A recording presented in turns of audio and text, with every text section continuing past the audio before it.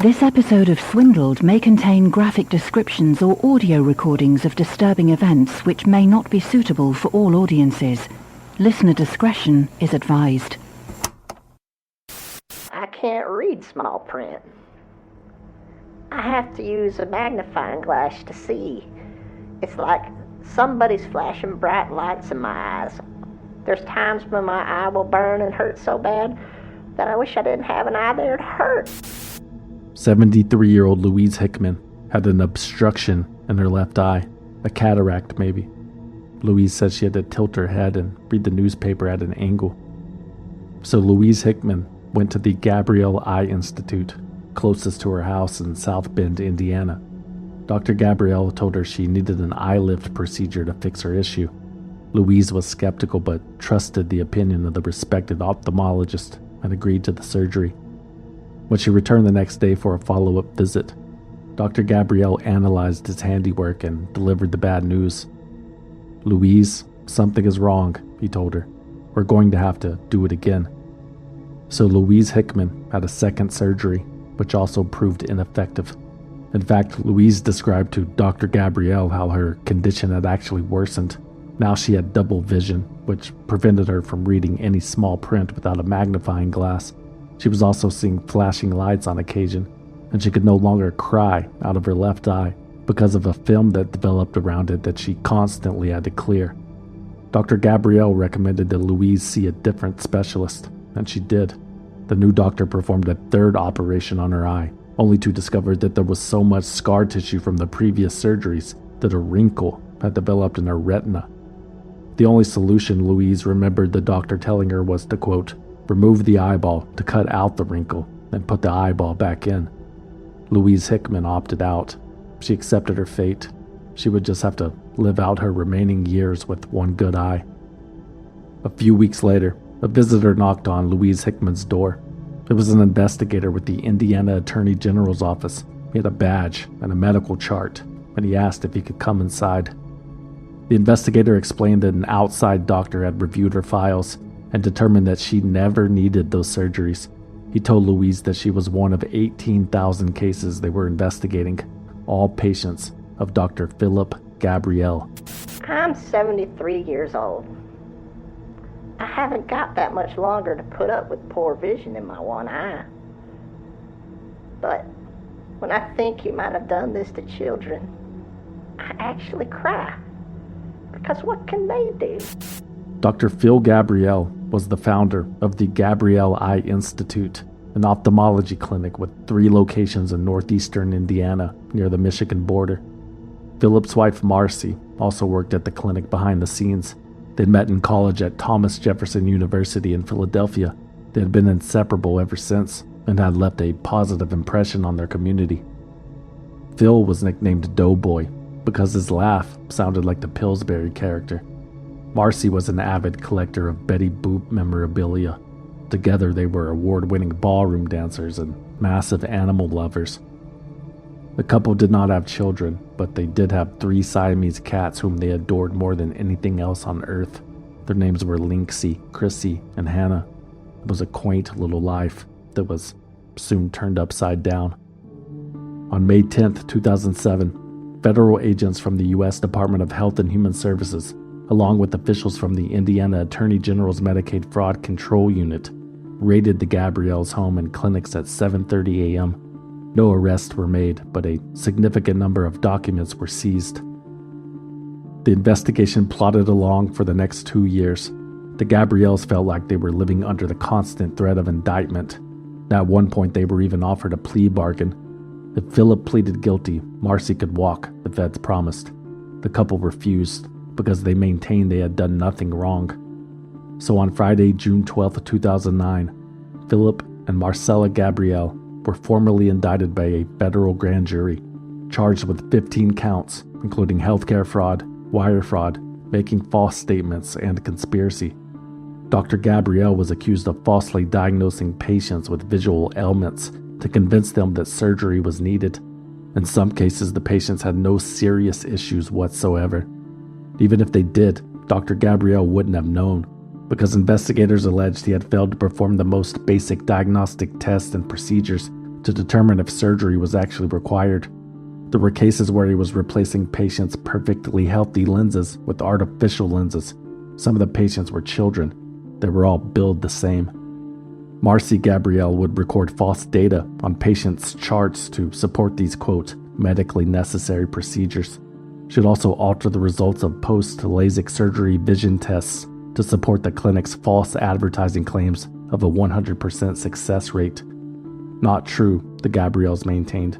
They released a public statement, quote, "We are deeply saddened and dismayed by the government's decision to proceed with an indictment. We will continue to focus our energies on doing what we love, working tirelessly to provide top-quality medical care for the people of Michiana." The Gabrieles agreed to turn themselves in to authorities on the following Monday, June 15, 2009. However, when that day arrived, Sue Manusak woke up to a voicemail from Phil Gabriele. Sue was the Gabrieles' best friend and cat breeder. She was alarmed by what she had heard. On the recording, Phil said he and Marcy couldn't take any more pain. He said they were done fighting. He said that the cats were at home and that he and Marcy could be found at the Elkhart office. Manusak immediately called the police, the Gabrieles' lawyer, and Marcy's brother, who had a key to the building. They all convened at the Elkhart clinic around 9:20 a.m. As soon as the door was unlocked, they heard a gunshot, and the police rushed in. They found Dr. Philip Gabriele's lifeless body on the ground, with a single gunshot wound to his head. Marcy's body was nearby, with multiple gunshot wounds to the chest.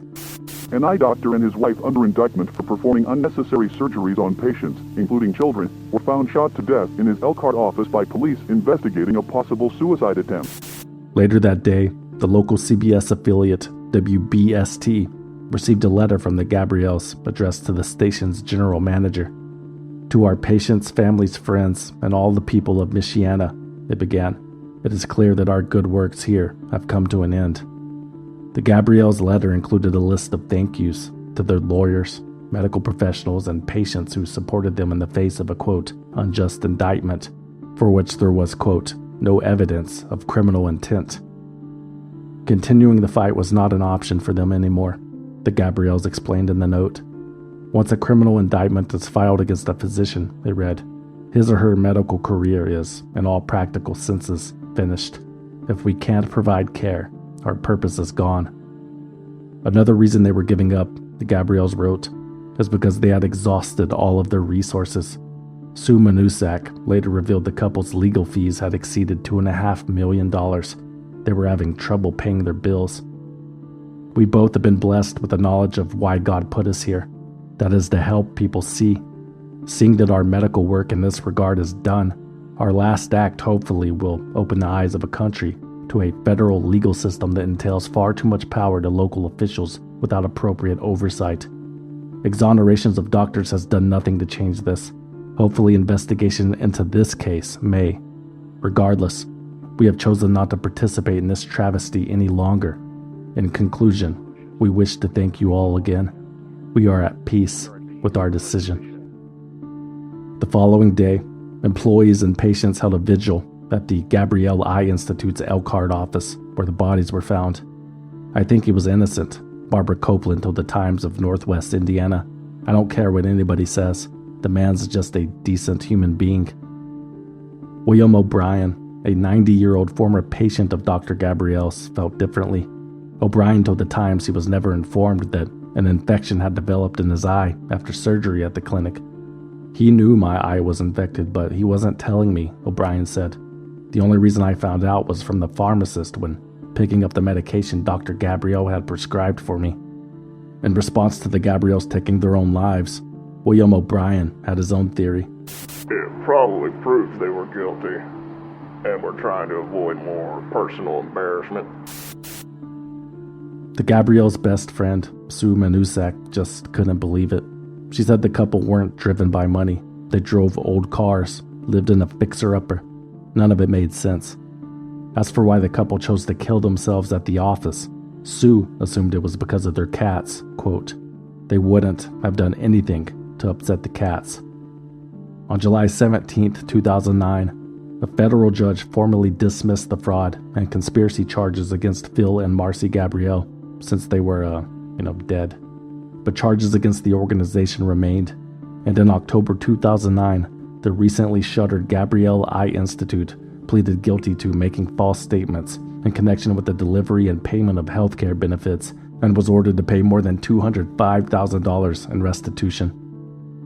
And that's how one of Indiana's most sensational healthcare fraud cases concluded, with a premature finale and an unestablished motive. I know, I'm disappointed too.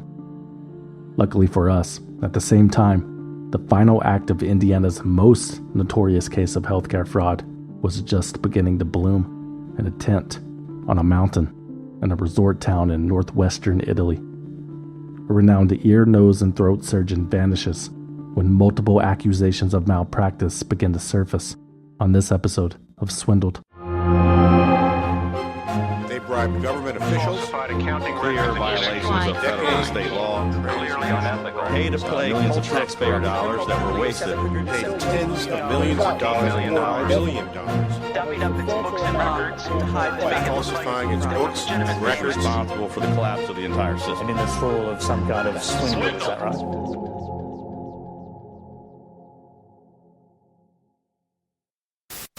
He hired street singers, and it was this really grand piazza that was in Rome, and he bought me a large engagement ring from Bulgari, and he got down on one knee and he proposed. Michelle Kramer nearly lost a leg when she was 13 years old after a drunk driver ran her over. Ever since, she has been infatuated with doctors. They were like superheroes without the capes, put on Earth to aid its hapless inhabitants. That infatuation formed the basis of Michelle's initial attraction to the older man in the black satin shirt who had approached her at Club Glow in Chicago in 1999. He said his name was Mark S. Weinberger, Dr. Mark S. Weinberger.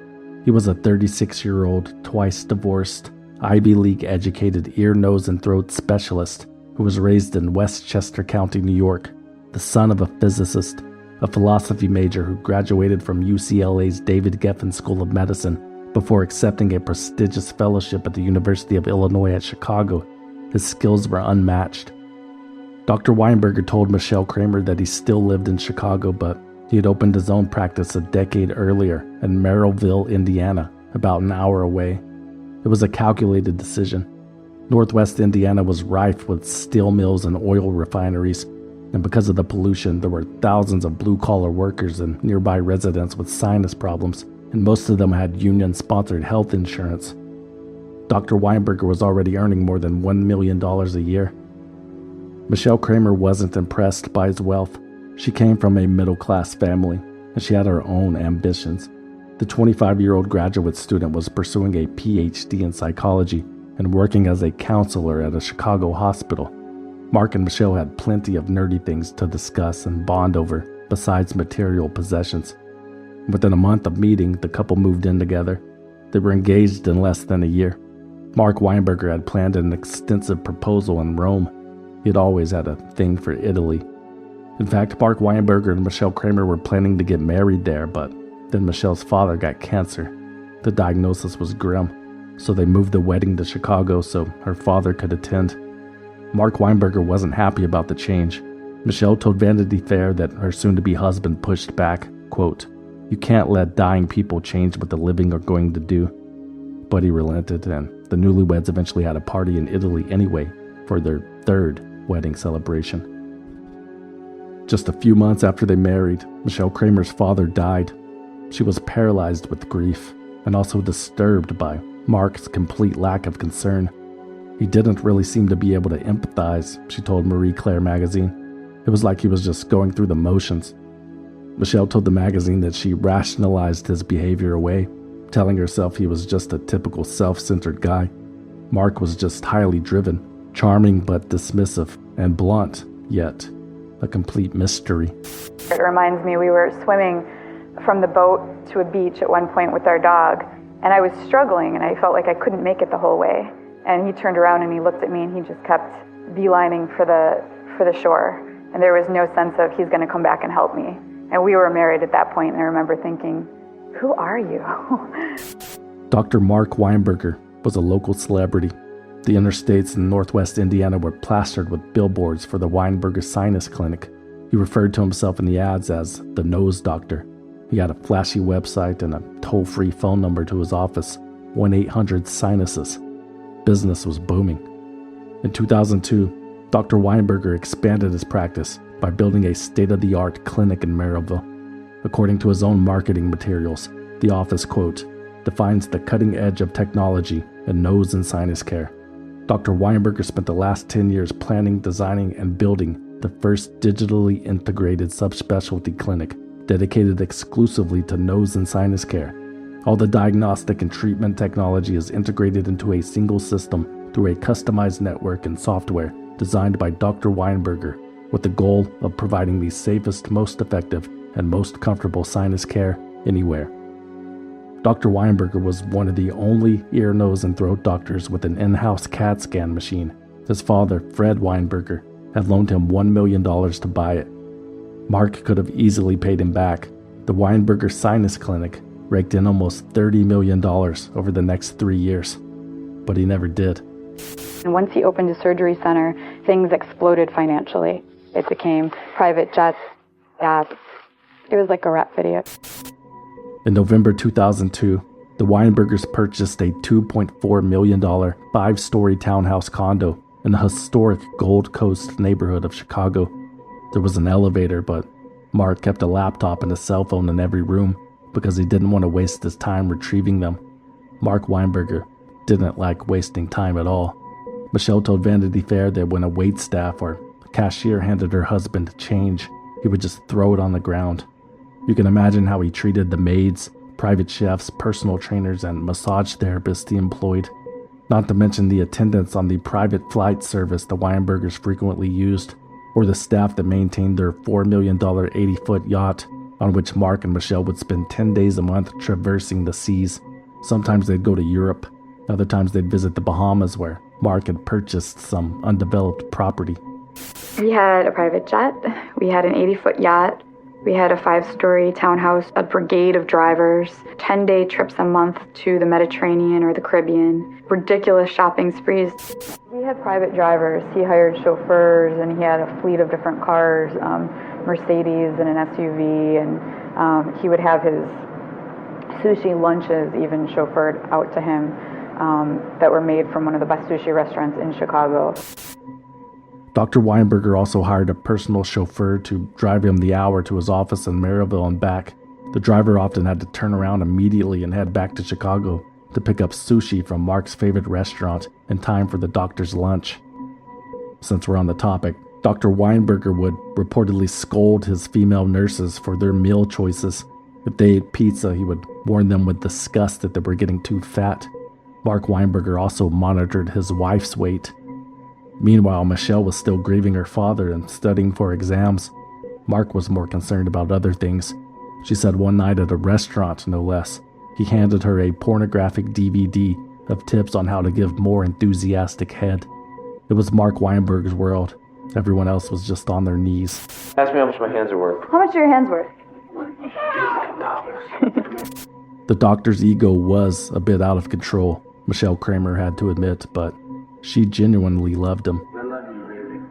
I love you, baby. And admittedly, she enjoyed the trappings of wealth, even when it came in the form of a $1,000 weekly marital allowance, paid in cash on the kitchen counter, like a high-end escort.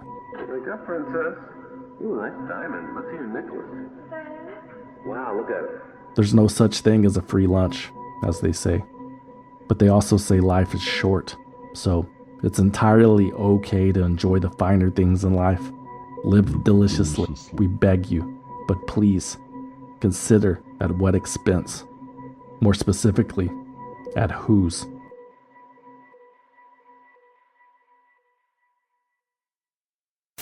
Your first visit to Dr. Weinberger was the beginning of September of 2001? Right, that would have been about September.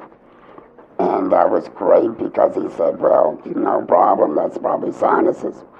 And he had this little thing that he could put up my nose to kind of drain the sinuses, and that did help a little bit. And plus, I was having a lot of problems money-wise because I had very bad insurance. Well, let's not go there about okay, well, my breathing problems started almost immediately after the surgery. Phyllis Barnes began experiencing difficulty breathing and swallowing in the summer of 2001. The 47-year-old lifelong smoker had been dealing with a sore throat and hoarseness for months. Sometimes she would even cough up blood. Phyllis went to see Dr. Mark Weinberger, the nose doctor from the billboards, on September 6, 2001.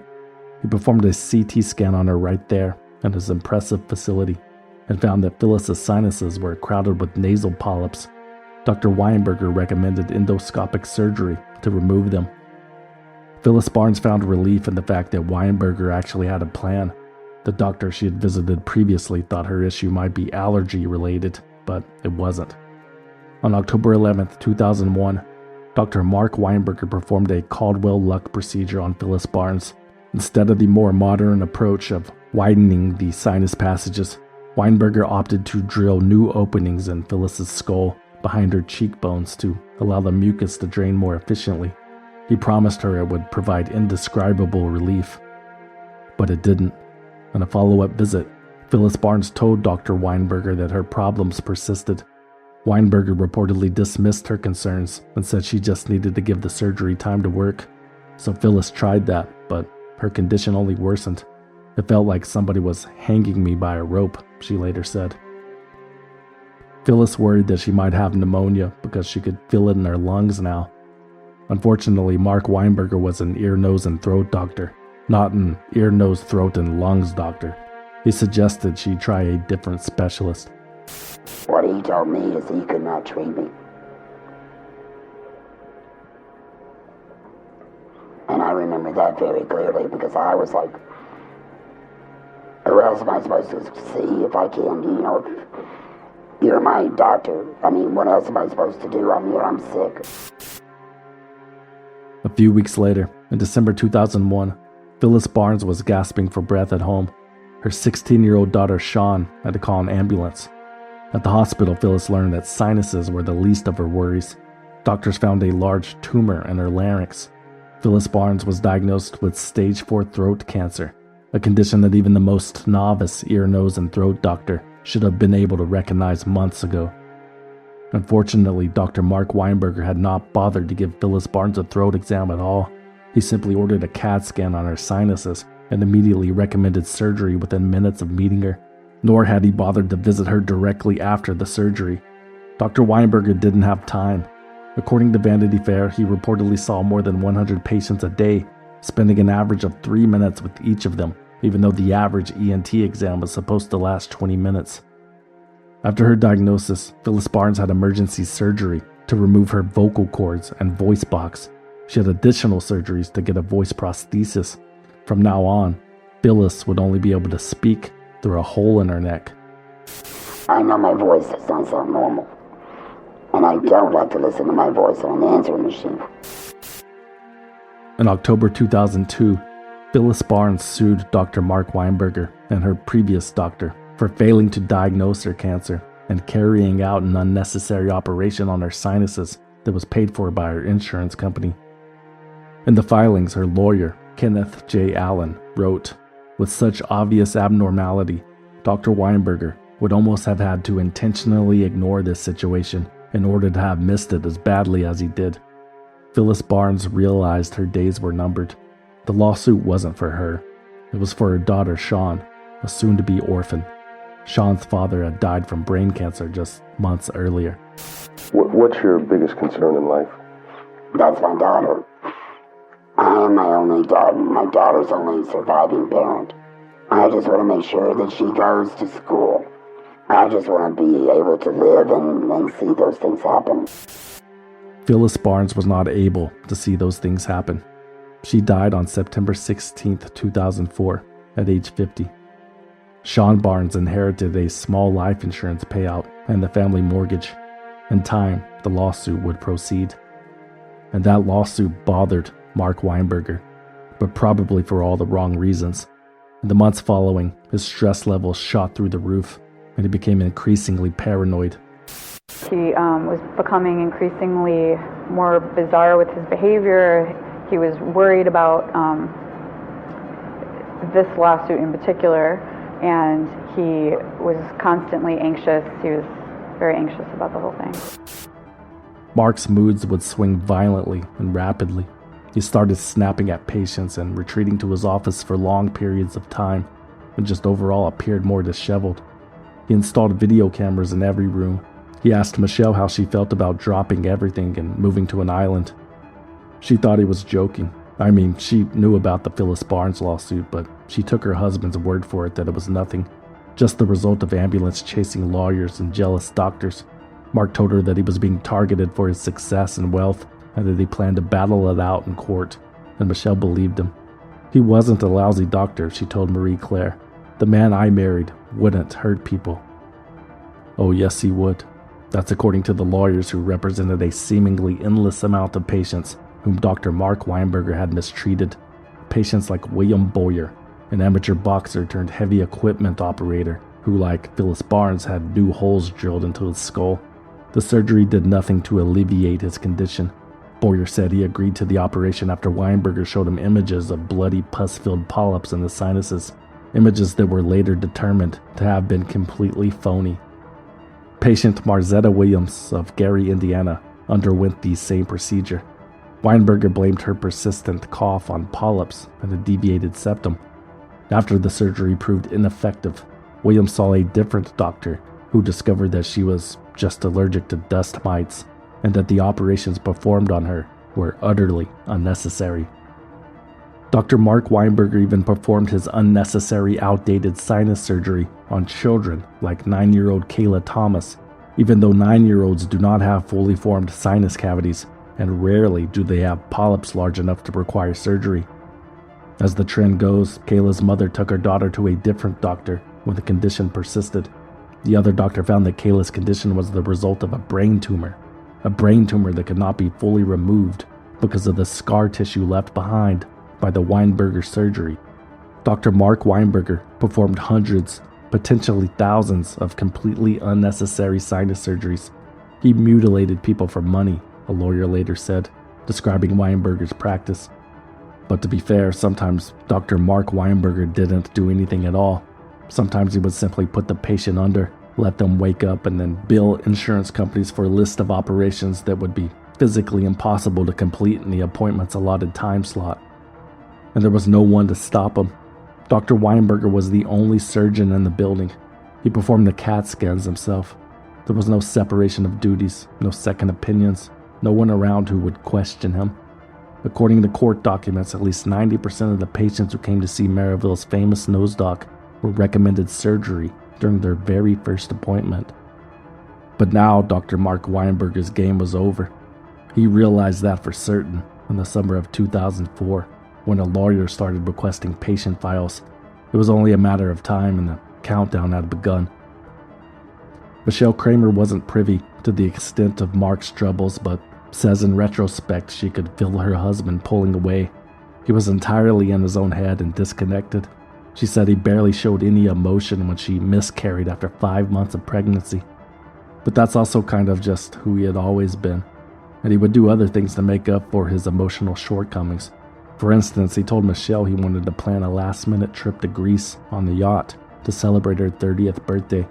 He told her to invite a few friends and promised her an experience that, quote, only movie stars have.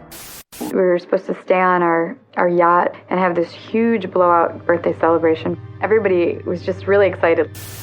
They set sail on September 18th, 2004, 2 days after Phyllis Barnes died. They docked in Mykonos on September 23rd.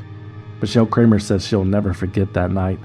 She said before bed, Mark asked her, "You really do love me, don't you?" "Of course I do," she replied. Then Mark clicked his wedding ring against hers as he routinely would and whispered, "Never say bye-bye." When Michelle woke up at 6 a.m. the next morning, Mark Weinberger was gone. She assumed he went for an early morning jog in the city, but after a few hours she began to worry. She thought maybe he had broken an ankle or got hit by a car or who knows. Michelle put on her own running shoes and went looking for him. She checked certain shops and cafes. There was no sign of him. Michelle Kramer returned to the docked yacht and found the ship's captain. "Oh yeah, I know where Mark is," the man assured her. He said he was flying to Paris for the day to pick up your birthday present. How exciting, Michelle thought.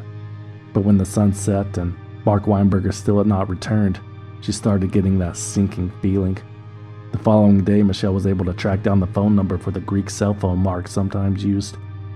She called it from an unfamiliar number. "Hello," the chipper voice on the other end answered. "Mark?" Michelle asked, and waited. Silence. And then he hung up. It was supposed to be like one of the best trips of my life, and it turned out to be a nightmare.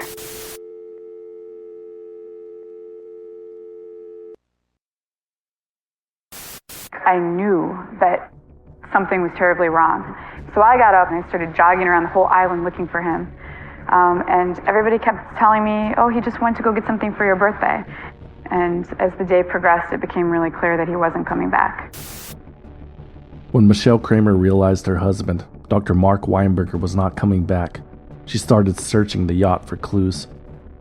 Inside the safe, Michelle found her passport and 1,000 euros, which was not even close to covering the $40,000 in docking fees Greek officials were saying she owed. The boat was seized. Michelle had to borrow money from her friends and family to get a flight home. Back in Chicago, living in the empty condo was creepy. Weeks passed with no sign of Mark, no explanation. After a few months, Michelle Kramer felt compelled to defend her missing husband since he wasn't around to defend himself. She spoke out publicly through the Chicago Tribune. He really cared about his patients, Michelle told the newspaper. His attitude was that he was already convicted. Michelle Kramer also used the opportunity to issue a plea to Mark. "If he would just contact me, we can work this out," she said. "I would do anything to help him. I hope he's safe and I still love him. We can relocate. We can live on an island in a hut. I don't care. And I don't know if he realizes that." "It's a nightmare," Michelle continued. "I hope I wake up and my life goes back to the way it was 2 months ago." But it never would. As more time passed, reality began to set in for Michelle Kramer. From the information she had gathered, it was obvious Mark Weinberger had been planning to do this, and he was never coming back. Perhaps the fact that she found a book he had left behind called How to Be Invisible was a dead giveaway, but she still wanted to know why. Michelle went to Mark's office and collected the scraps from his paper shredder. She spent 3 days piecing all the documents together. She had learned he had recently traded cash for diamonds, up to as much as $1 million. In addition, she found a handwritten note of the name of a hotel in Paris. Michelle also heard about a room at his clinic where Mark had been storing dozens of shipments in recent months. It was obviously camping equipment, backpacks, sleeping mats, outdoor cutlery, and such. Dr. Weinberger's employees had started referring to it among themselves as the scary room. Dr. Weinberger's employees also shared that he had taken over the company's bookkeeping in recent months. In retrospect, with the consolidated information, it was pretty clear that he did not want to be found. I really thought that we were going to grow old together and, be sipping lemonade on the porch with grandchildren. He really was my best friend. But Michelle Kramer was not giving up, and she was hot on his trail. Michelle had obtained Mark's credit card statements. There were $50,000 in new charges for hotels and casinos in Monaco and France. She immediately hopped on a plane, but when Michelle arrived at the hotel in Paris, she was informed that the man she was looking for had left the day before. She had just missed him. Michelle Kramer spent her 30th birthday alone in Paris before returning home. Michelle took a second trip to France a few weeks later, this time with more anger. She told Marie Claire that she bought a wig and handcuffs from a sex shop and crawled every bar in Paris. If she found him, she planned to handcuff him to a pole or something and call the police. In a crazy situation, you can either retreat and give up, or act crazy to survive, she told the magazine. Again, Mark Weinberger was nowhere to be found. Kenneth J. Allen, the lawyer representing the family of Phyllis Barnes in the malpractice lawsuit, was assisting in the search. He hired a private investigator to follow up on reports that Weinberger was in China and rumors that he was on his way to Israel, which does not extradite American Jews. That private investigator came back empty-handed. Other rumors suggested that the doctor's wife, Michelle Kramer, was somehow assisting in his escape. Other rumors suggested that maybe she'd killed him, but that gossip fizzled quickly when people realized that Michelle had been victimized herself. Mark Weinberger had left his wife saddled with $6 million in debt and drained their shared checking accounts. The house was repossessed through foreclosure. His remaining assets were eventually auctioned off. Michelle filed for bankruptcy and filed for divorce. Mark's father, Fred Weinberger, who had apparently lent his son his last $1 million, also filed for bankruptcy. Fred asked the court-appointed receiver of his son's assets to repay the loan plus interest, but was denied. Quote, Fred Weinberger lent Mark the money directly and not to his company. Not that the company had any assets left either. Weinberger had allegedly siphoned $2 million from his business, leaving only $7,000 in the checking account. The Weinberger Sinus Clinic was forced to close its doors, and over 40 people lost their jobs. In absentia, Dr. Mark Weinberger's medical license was permanently revoked by the state of Indiana in 2005. In total, nearly 350 patients filed malpractice lawsuits against him, alleging that he had performed unnecessary surgeries on them. In 2006, Mark Weinberger was indicted by a federal grand jury for 22 counts of healthcare fraud, for billing the insurance companies for procedures never performed. But still, nobody knew where Mark Weinberger was hiding. Michelle Kramer didn't care anymore. She had spread awareness about her missing ex-husband on major media programs like The Oprah Winfrey Show and Larry King Live. She also successfully pushed for the story to be covered on America's Most Wanted, but then she moved on with her life. Michelle resumed her pursuit of a PhD in psychology, probably more interested than ever. She moved to Alabama for an internship to work with injured war veterans. Michelle spent 12 hours a day with the patients. It helped put things in perspective. Then randomly, on an exceptionally cold day in December 2009, Michelle received a phone call from a producer at America's Most Wanted. They told me to sit down, that they had some really big news. And at that point, I felt like I was punched in the stomach. And then I just sat down and tears started pouring out of my eyes. And I couldn't figure out if they were tears of anger or joy. And I called my mother and let her know that it was over and that he was caught.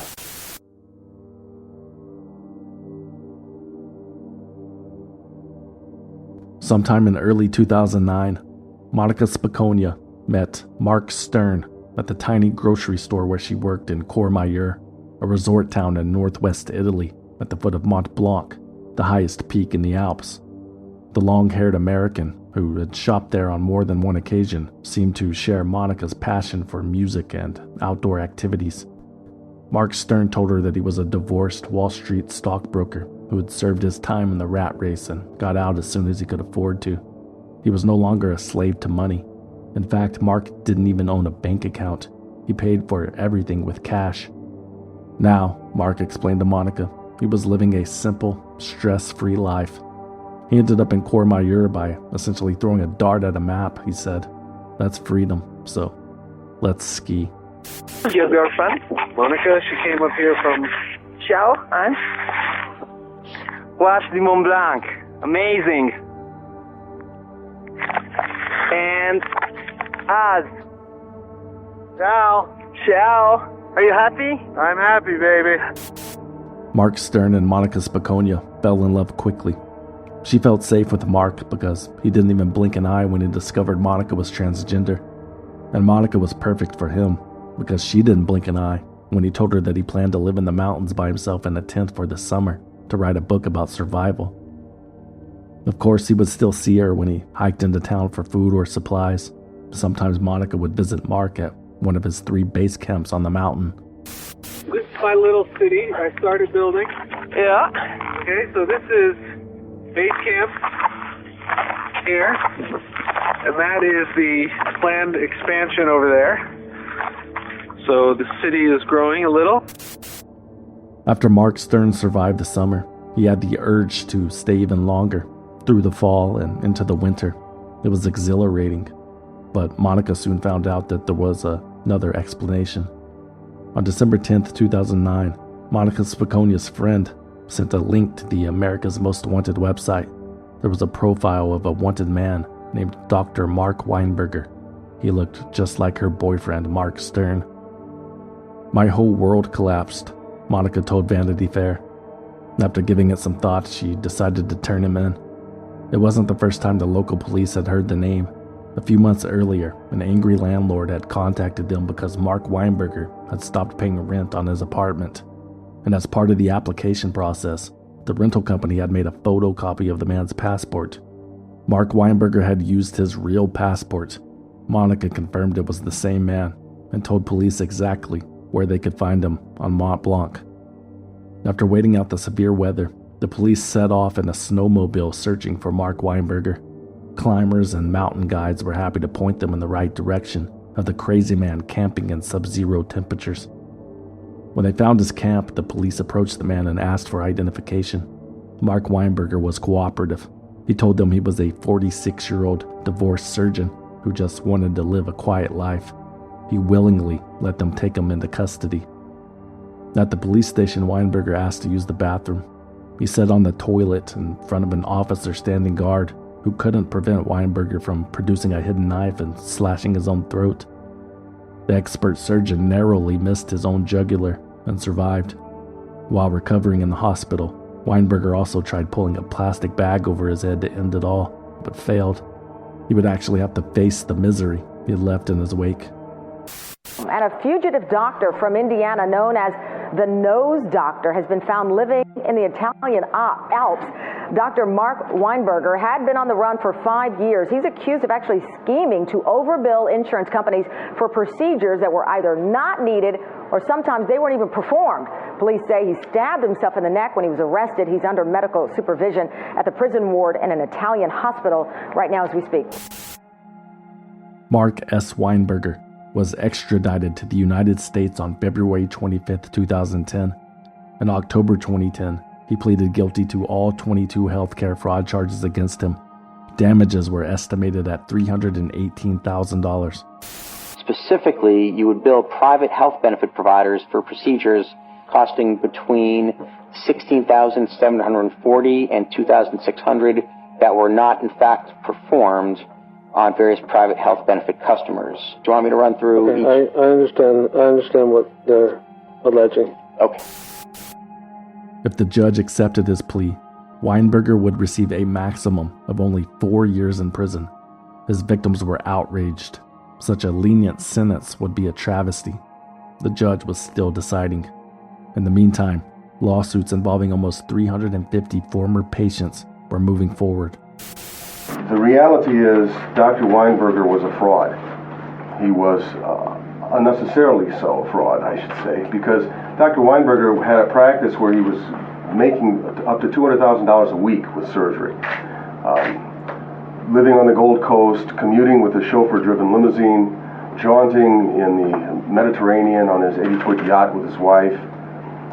All of that, inexplicably, that greed is what caused us to be here today. We're looking forward to having Dr. Weinberger held accountable for his greed, for his malpractice, for his negligence. And frankly, we want to make sure that not only is he held accountable, but that this kind of practice does not occur anywhere else in the United States, and that other families are not victimized by greedy physicians who have no moral code. In March 2011, Phyllis Barnes' lawsuit against Weinberger and a previous physician assistant was finally heard by a jury. The family of Phyllis Barnes was seeking millions in medical bills, projected lost lifetime earnings, loss of affection and motherly love, and millions more in punitive damages. Kenneth Allen, the lawyer representing the Barnes family, argued that Dr. Mark Weinberger was responsible for Phyllis's death because he missed an obvious diagnosis. Had Weinberger done his job, Phyllis could have received treatment earlier and might still be alive today. Weinberger's defense disagreed. Phyllis probably would have died anyway, they argued. Mark Weinberger was deposed for the case, but pleaded the fifth 150 times. On the advice of counsel, I respectfully decline to answer based upon my Fifth Amendment privilege. After 6 days of trial, the jury returned a verdict. Mark Weinberger was found liable. The other defendant was not. The Barnes family was awarded $3 million in compensatory damages and $10 million in punitive damages, later reduced to Indiana's statutory cap for malpractice suits of $1.25 million and $9 million respectively. This is what you deserve. You got what you deserved. And The reality is, we're going to collect it from you one way or the other, brother. That's what I'd say to Mark Weinberger. Weinberger's insurance companies were on the hook for a small portion of the damages, but they tried to fight it. The insurance companies claimed they were absolved of their obligations since Weinberger fled the country. Eventually, a judge would have to decide. Also, the state of Indiana would collect a vast portion of the punitive damages to fund the Victim Compensation Fund, which would help pay Weinberger's other victims since his assets were depleted long ago. For the recording, are you Dr. Mark S. Weinberger? Yes. Do you have money in any accounts anywhere? No. In other words, it would take a while before Sean Barnes saw a payout from the verdict, but the accountability was still sweet. Having this verdict come out in our favor kind of, it doesn't justify what she went through, but it at least puts her to rest in the most positive way, knowing that, in her passing, she's bringing this man to justice. Weinberger's victims scored another win a month later when the judge rejected the plea deal in his criminal case. Weinberger earned $27 million over 3 years and was only being charged on 22 counts for $318,000. That's a rather strong income take for one doctor, the judge said. Based on that and other cases, I'm not confident the scope of fraud was limited to the 22 counts the government investigated. The judge also acknowledged the outrage of the victims, but reminded them that it should be settled in a civil setting. This case has nothing to do with how good of a doctor the defendant was or wasn't, he said. This is simply an insurance fraud case. Nothing more, nothing less. Weinberger believes that he's the smartest man in the room, and today he discovered he's not. Mark Weinberger agreed to a revised plea deal shortly after that capped his sentence at 10 years instead of 4. He was sentenced on October 12, 2012. For the first time since his capture, Weinberger spoke in public. "I'm sorry. I lied. I stole. I betrayed a sacred trust. I have no excuse. There is no excuse. I let so many people down. My behavior was bizarre. It was outrageous. It was stupid. The best I could do is spend every minute trying to redeem myself. Is redemption possible? I don't know, but please, Your Honor, let me try." Mark Weinberger was sentenced to 7 years in prison. He was released in 5. Mark was last spotted living in Florida, playing with crypto and still calling himself a doctor. He was now known as the Yoga Doctor. Yeah, you and every other weird old man at the park. For real though, Mark Weinberger is selling an online class called Superhero Yoga Moves for Dorks. It costs $197 and will help you, quote, meet hot chicks and look great naked. This is not an endorsement, by the way. I haven't tried it, but clearly he is on a new path. Mark Weinberger's victims have tried to create new paths of their own. In 2013, a bulk of the civil lawsuits were settled for a total of $66 million, which came out to about $195,000 each. I guess that's what our dignity is worth. Now we know. And the real victims are not the banks or the insurance company that was defrauded. The real victims are the people that were harmed. Swindled is written, researched, produced, and hosted by me, a concerned citizen, with original music by Trevor Howard, aka Deformer, aka The Scary Room. For more information about Swindled, you can visit swindledpodcast.com and follow us on Instagram, Facebook, Twitter, and TikTok at Swindled Podcast. Or you can send us a postcard at P.O. Box 6044, Austin, Texas 78762. But please, no packages. We do not trust you. Swindled is a completely independent production, which means no network, no investors, no bosses, no shadowy money men, no Caldwell Lux. And we plan to keep it that way, but we need your support. Become a valued listener on Patreon, Apple Podcasts, or Spotify at valuedlistener.com. For as little as $5 a month, you will receive early access to new episodes and exclusive access to bonus episodes that you can't find anywhere else, and everything is 100% commercial free. Become a valued listener at valuedlistener.com. Or if you want to support the show and need something to wear on your trip to Courmayeur, consider buying something you don't need at swindledpodcast.com/shop. There are t-shirts, patches, hats, hoodies, posters, coffee mugs, and more. swindledpodcast.com/shop. And remember to use coupon code CAPITALISM to receive 10% off your order. If you don't want anything in return for your support, you can always simply donate using the form on the homepage. That's it. Thanks for listening. My name is Christopher from Durham, North Carolina. My name's Oscar from Indiana. My name is Ohio Fur, and you might have guessed I am from Ohio, and I'm a very concerned citizen and a valued listener. I just bring on the corrupt MFers. I just had it with them and love the way you bring them out to our attention. Have a good summer. Bye. If I can figure out how to get with it.